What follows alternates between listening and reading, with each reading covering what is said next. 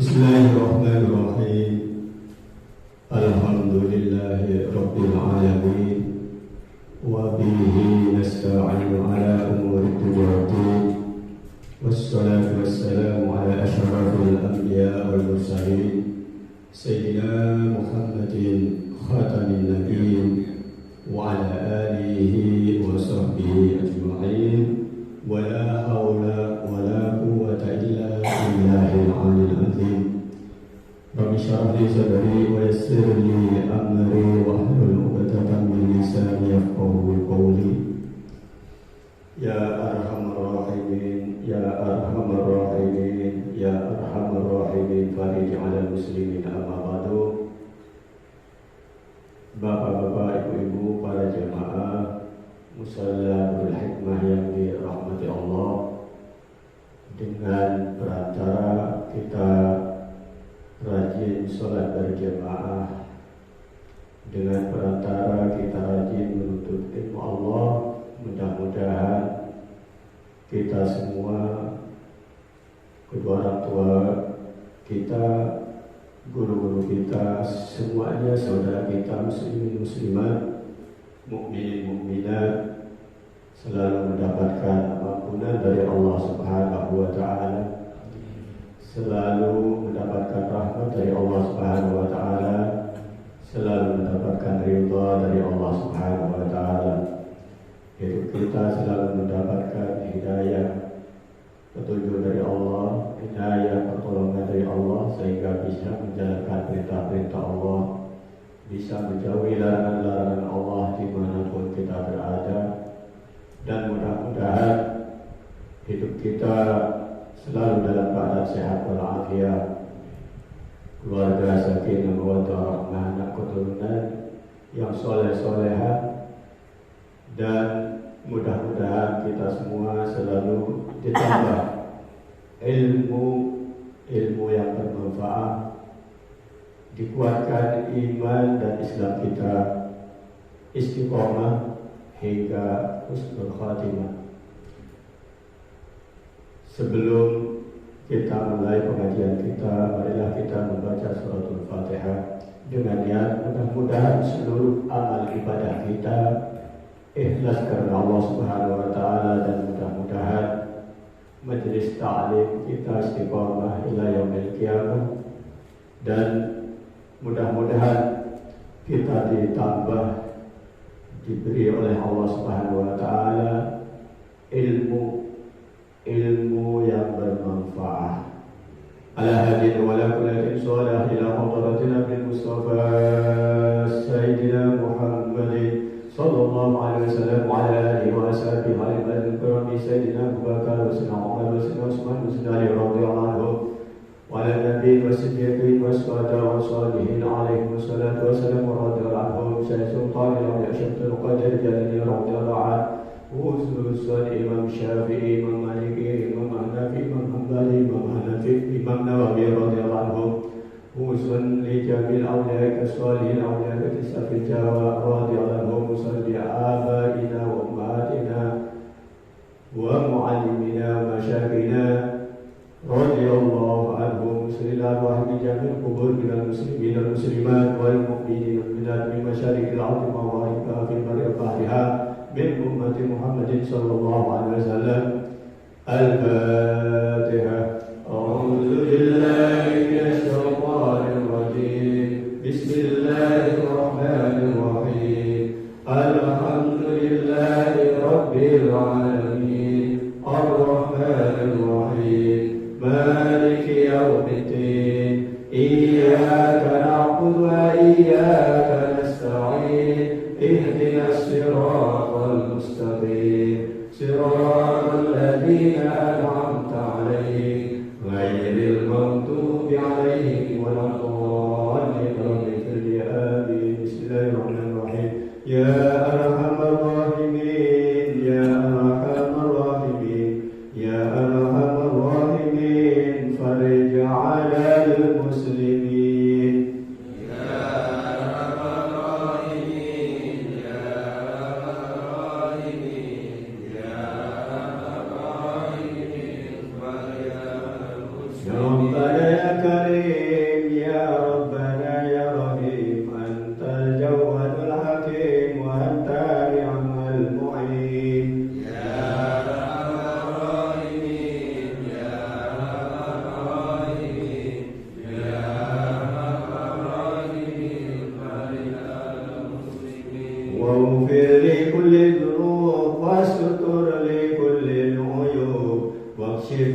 كل الغروب واكفي أذى المؤمنين يا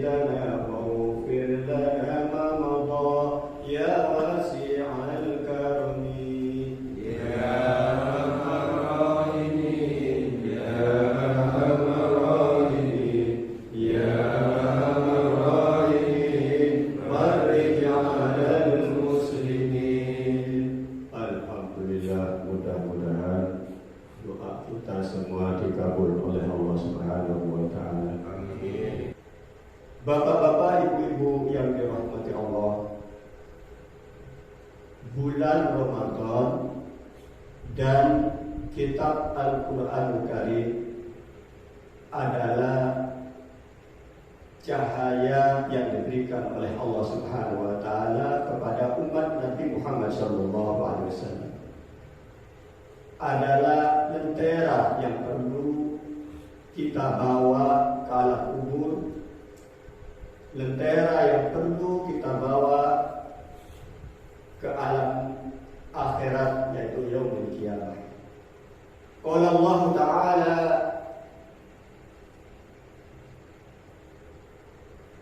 Ya Musa inni a'taitu ummata Muhammadin sallallahu alaihi wasallam nuraini kay la yadurruhum zulumatani. Faqala Musa, man nurani ya Rabbi? Qala Allah Ta'ala, nuru Ramadan wa nurul Quran. Wa ma zulumatani ya Rabbi? Qala Allah Ta'ala, zulmatul qabri wa zulmatu yaumil qiyamah. Firman Allah Subhanahu wa taala kepada Nabi Musa, sesungguhnya aku akan memberi kepada umat Nabi Muhammad sallallahu alaihi wasallam dua cahaya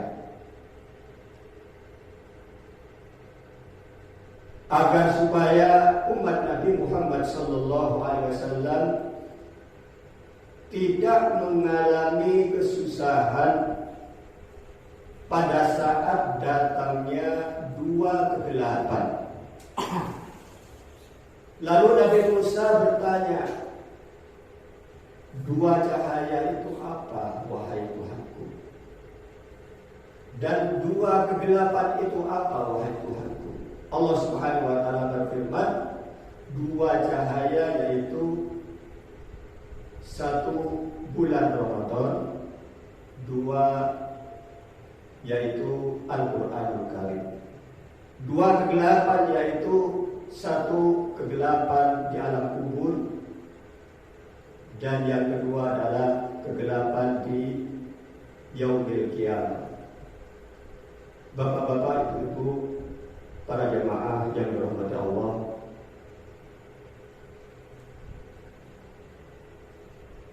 kita akan masuk ke alam kubur, kita akan masuk ke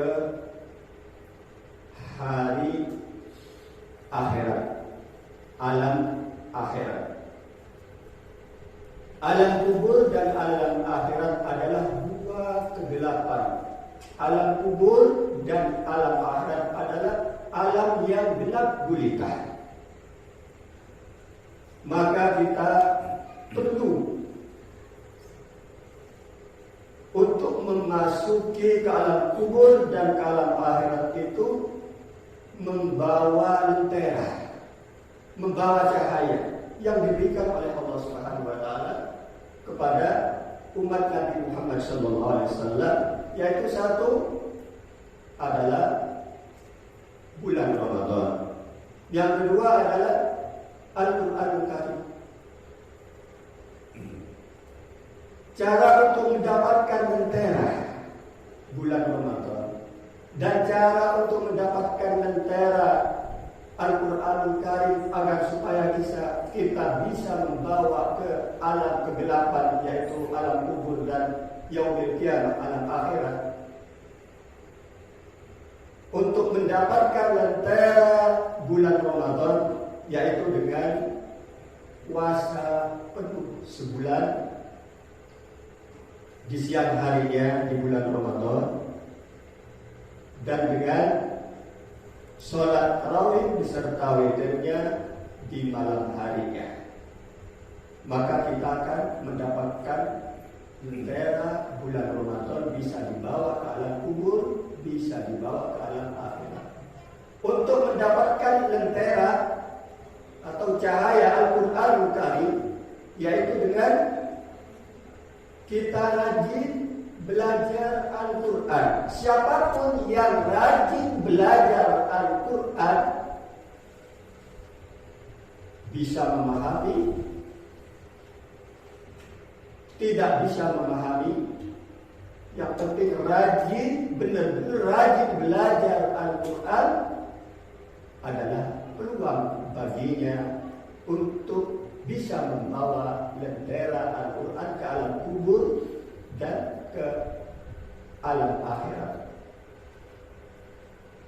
Dua, yaitu dengan rajin mengajarkan Al-Quranul Karim bagi yang sudah mampu bisa membacanya, bisa memahaminya, bisa mengamalkannya. Rajin mengajarkan Al-Quranul Karim baginya adalah peluang bisa membawa lentera Al-Qur'anul Karim ke alam kubur dan ke alam akhirat. Jadi untuk bisa membawa lentera Al-Qur'anul Karim ke alam kubur dan ke alam akhirat adalah dengan belajar Al-Qur'anul Karim, mengajarkan Al-Qur'anul Karim, membaca Al-Qur'anul Karim, memahami Al-Qur'anul Karim, dan mengamalkan Al-Qur'anul Karim dengan membawa dua lentera bulan Ramadan dan Al-Qur'anul Karim. Maka Allah mudahkan proses-proses kita memasuki ke alam kubur dan ke alam akhirat. Mudah-mudahan kita semua yang dikaruniai oleh Allah Subhanahu wa taala peluang besar untuk kita dengan datangnya bulan Ramadan sebagai syahrul Quran, kita semua selalu rajin belajar dan mengajarkan, selalu rajin membaca dan memahami dan mengamalkan Al-Qur'anul Karim. Malam ini peluang atau ada sesi untuk bertanya tentang bulan Ramadan. Biasanya kita baca kitab, karena bulan Ramadan sudah dekat, ya insya Allah bisa saja hari Sabtu. Jika belum ada ru'yah ternyata hari Sabtu, itu sudah pasti bisa dipastikan hari Ahad, ya.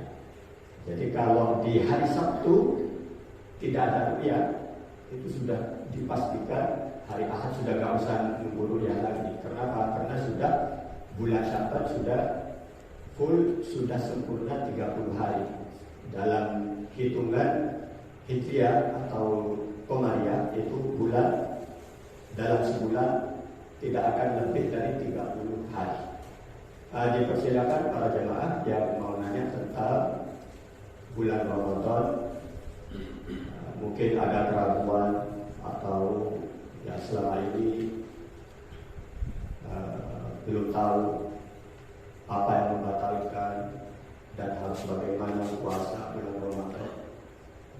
Kaum ibu mungkin gimana kalau datang haid, gimana kalau nggak puasa. Yang mau tanya, boleh?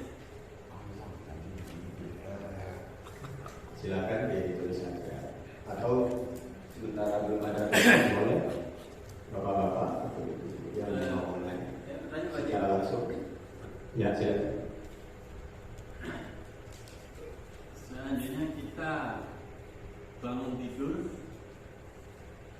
kita belum tahu, belum ada waktu imsak, terus lalu kita sahur. Selesai sahur, tahu-tahu suara adzan, itu sah nggak sahurnya, puasanya? Pertanyaannya, bangun tidur belum tahu kalau imsak, lalu kita makan, yakni sahur. Setelah sahur, tahu-tahu ada adzan. Jadi jawabannya dua itu Pak. Bisa sah, bisa batal. Kalau sudah tahu adzan makanya dilanjutkan, batal. Kalau tahu adzan makanya langsung berhenti, sah. Ya. Adzan ternyata makan, ketika pertengahan makan belum selesai, dengar adzan, ya, makan belum selesai, dengar adzan, berhenti, maka puasanya sah. Ketika dengar adzan, makannya dilanjutkan walaupun hanya satu suapan, wah nanggung, tinggal satu suapan, dilanjutin makannya. Satu suapan gak kenyangin, tapi membatalkan puasanya.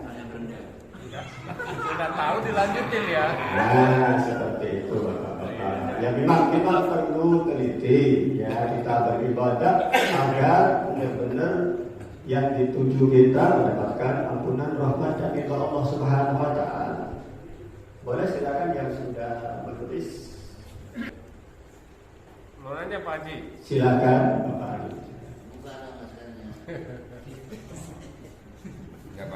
Kita malam hari melakukan hubungan suami istri. Nggak apa-apa. Tapi iya. Tapi niat kita kan mau puasa Pak Haji. Ya. Nggak sempet mandi gitu. Nggak sempet mandi. Tapi itu waktu udah mepet gitu Pak. Ya. Apakah itu puasa kita tetap sah? Apa karena kita nggak mandi kita nggak? Saya paham itu. Pertanyaannya begini, Pak. Ataupun kita nggak sempat makan tapi niatnya mau puasa gitu ya Pak Haji. Tapi nggak sempat sahur.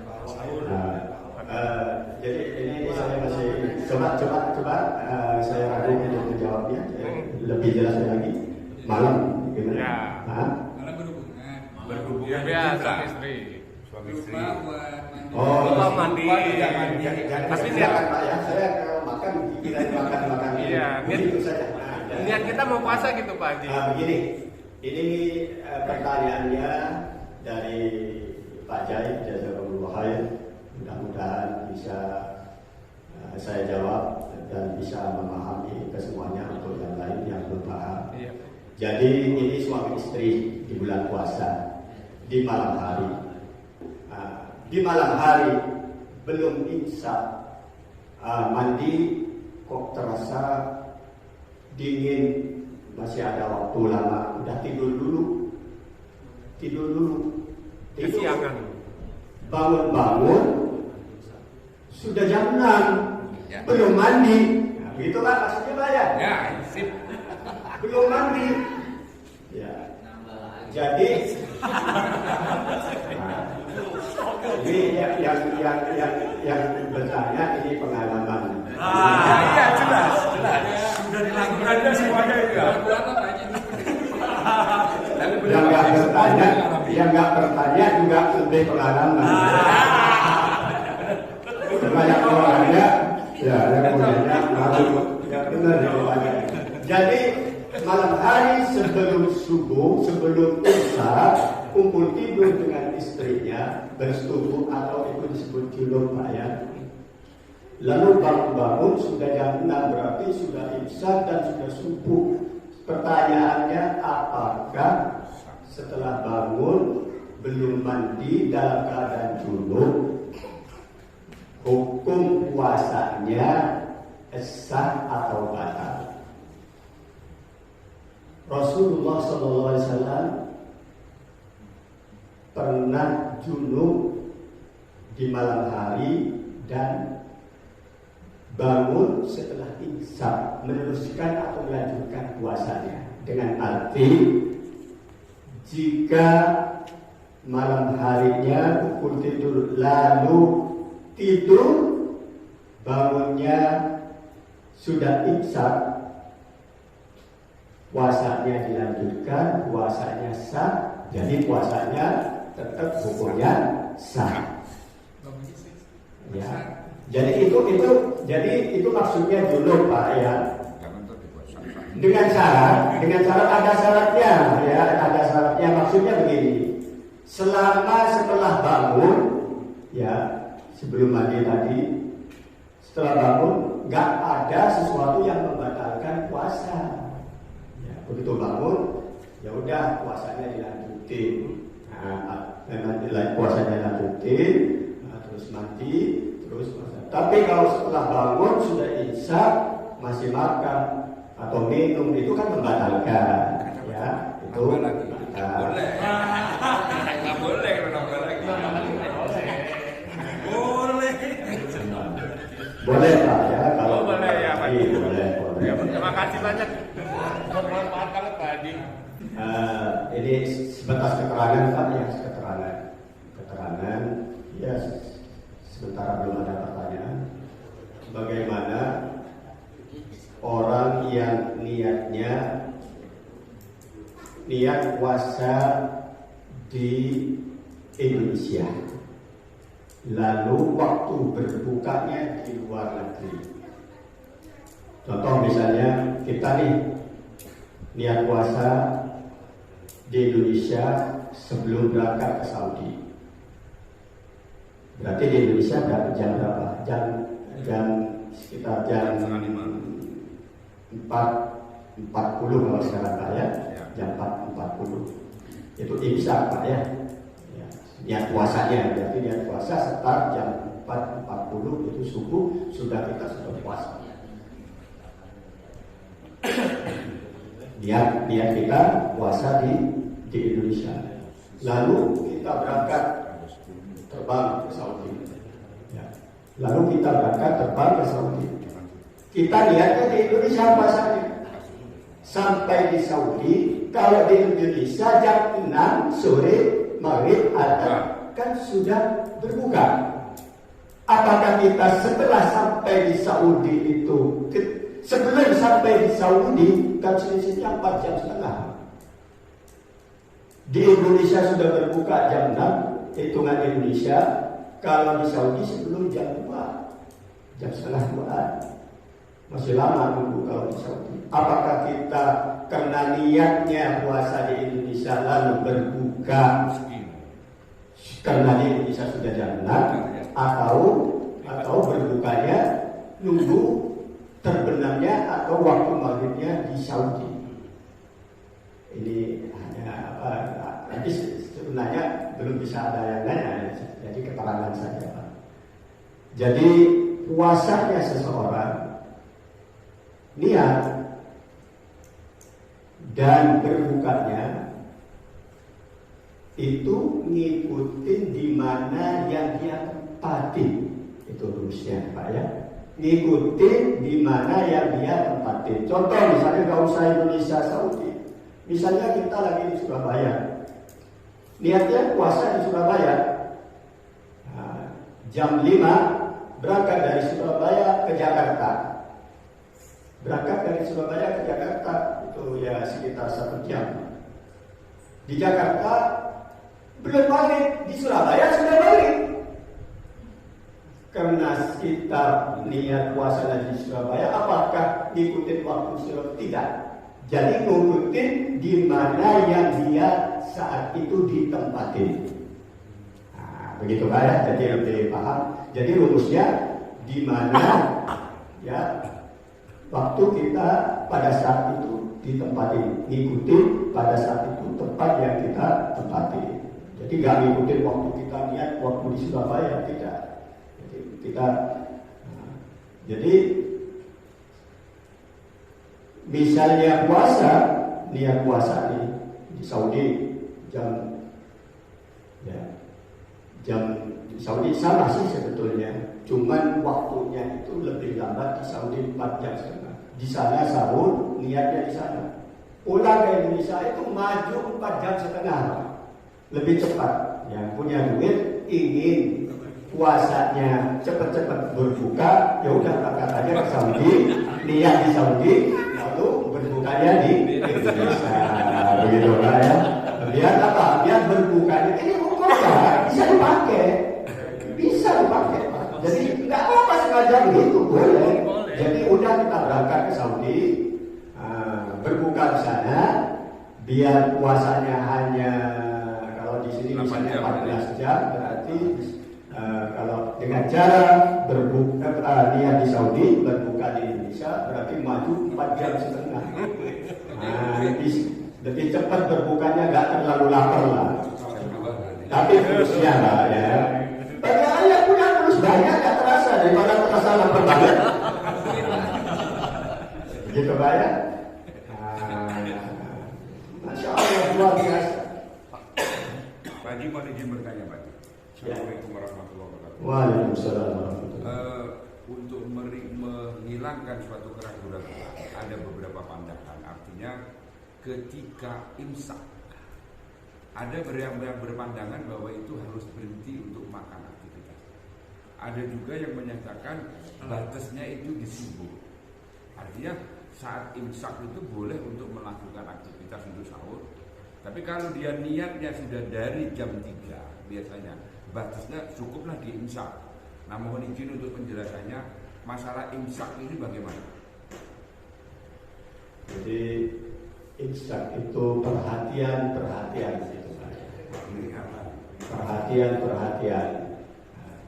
sudah mau sampai ke finish, sudah mau lampu merah gitu kan ya. Jadi imsak itu masih perhatian, tapi benar kata Bapak Mur, untuk menghilangkan keraguan-keraguan, begitu imsak ya udah berhenti. Saja kalau kebiasaan yang dikhawatirkan begitu makan belum selesai sudah ada, itu bingung Pak. Nasi yang sudah masuk dibuang, saya ditelan batang, ya.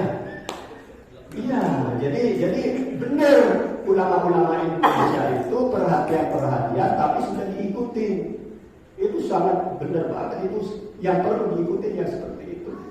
Jadi begitu imsak ya udah selesai. Karena kalau setelah imsak masih dilanjut, itu bisa saja mengganggu. Contoh misalnya, makan udah buru-buru belum bertemur, lalu ada sisa-sisa makanan di mulut. Lah sisa-sisa makanan di mulut itu, Pak ya, ada sisa-sisa makanan di mulut. Mungkin ada butir karena giginya terowong. Bisa kan? Bisa saja kalau terowongnya yang agak lebar bisa 2 butir. Bisa saja 3 butir. Nah, kalau terowongnya nggak terlalu lebar mungkin setengah butir. Tapi yang jelas butir-butir yang ada di mulut, jika ditelan dengan sengaja, maka itu membatalkan. Walaupun 1 butir. Yang tidak batal, sisa-sisa makanan yang ada di sela-sela gigi, yang masuknya tidak sengaja, walaupun sengaja susah untuk dibuang. jadi susah untuk dibuang, diludahkan, nggak bisa. Itu saking dari kecilnya, mungkin nasi yang sudah lembut atau sudah hancur, lah itu nyampur ke ludah. Ketika sudah nyampur ke ludah, maka nasi itu susah untuk diludahkan. Kalau diludahkan, buang ludah ikut. Tapi kalau ditelan, maka ikut air ludah. Nah, nasi yang susah untuk dibuang seperti itu, maka jika sisa-sisa makanan yang ada di lisan, yang ada di sela-sela gigi, ikut masuk ke dalam perut karena ikutnya air ludah, maka tidak membatalkan. Maka ada ulama yang mewajibkan siwak atau sikatan sebelum imsak. Agar apa? Tidak ada satupun sela-sela. Tapi misalnya sebersih-bersih mulut masih ada Pak itu Pak. Tetap masih ada itu, barang itu masih ada, tak sekecil apapun. Jika nyampur ke ludah, masuk tanpa disengaja, ngikut air ludah saja, ya tiap hari seperti biasa, itu tidak membatalkan. Tapi kalau sudah terasa setengah butir, satu butir sambil digigit, oh ini nasi sisa-sisa tadi malam, ditelan batal seperti itu. Wallahu a'lam. Mudah-mudahan bermanfaat bagi kita. Kita lagi isya, kita berdoa kepada Allah, mudah-mudahan kita hidup selalu mendapatkan hidayah, inayah Allah Subhanahu wa taala, sehingga dimanapun kita berada selalu bisa menjalankan perintah Allah, selalu bisa menjauhi larangan Allah, menjadi hamba Allah yang selamat, mulia dan bahagia dunia dan akhirat. Bismillahirrahmanirrahim. Alhamdulillahirabbil alamin. Alhamdulillah fi hamdika wa ya rabbana lakal hamdu kama yanbaghi jalali wa azimi sultani. Allahumma shalli ala sayyidina Muhammadin salatan taqtahu biha Allah litakuna lana lil mu'minina faraja wa surra wa ala alihi wa sahbihi. Allahumma inna nas'aluka salamatan fid din wa 'afiyatan fil jasad wa ziyadatan fil 'ilmi wa barakatan fil rizqi, tawbatan qabla al-maut wa rahmatan 'inda al-maut wa maghfiratan ba'da al-maut. Allahumma hawwin 'alaina fi sakaratil maut wa najatan minan nar wal 'afwa 'inda al-hisab. Rabbana atina fid dunya hasanah wa fil akhirati hasanah wa qina adzabannar. Rabbana taqabbal minna innaka antas samiul alim. Subhana rabbika rabbil izzati amma yasifun wa salamun alal mursalin walhamdulillahi rabbil alamin. Al-Fatihah.